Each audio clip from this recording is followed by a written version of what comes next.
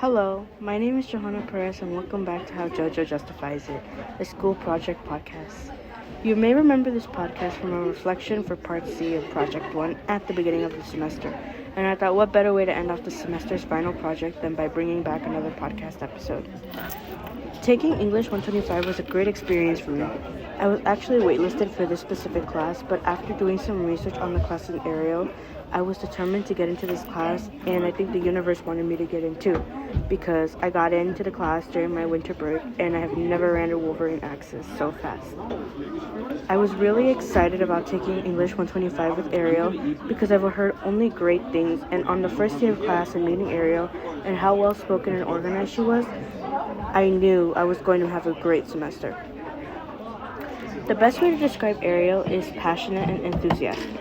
She was very passionate in her teaching and very enthusiastic about the content that she was presenting, and that made me want to reciprocate her energy. Although I wasn't the best at participating in class actively, her way of structuring collaborative work helped me branch out and forcefully get to meet and talk to new people, such as the warm-ups that she would do, or discussion of the readings. However, I do feel that my greatest participation came from the readings and the reflections. I feel I am the best at expressing thoughts when I am writing, so that has become my biggest form of participation when it comes to collaborative and independent writing. Moving on to the class in general, coming in I was expecting argumentative writing and loads of reading and discussion and a few major essay projects. And I think that while there was a little bit of everything, I really enjoyed it more than I was expecting to. I am really proud of my narrative essay. It was the first project, and I especially liked the interview with the scholar essay.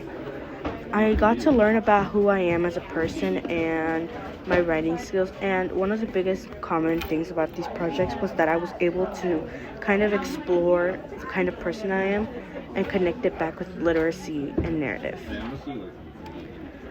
Specifically with the first project, I wrote mine on how it feels to have writer's anxiety. I got to talk with my writing teacher about what it's like for me, and she actually told me that it is very common among graduate student writers.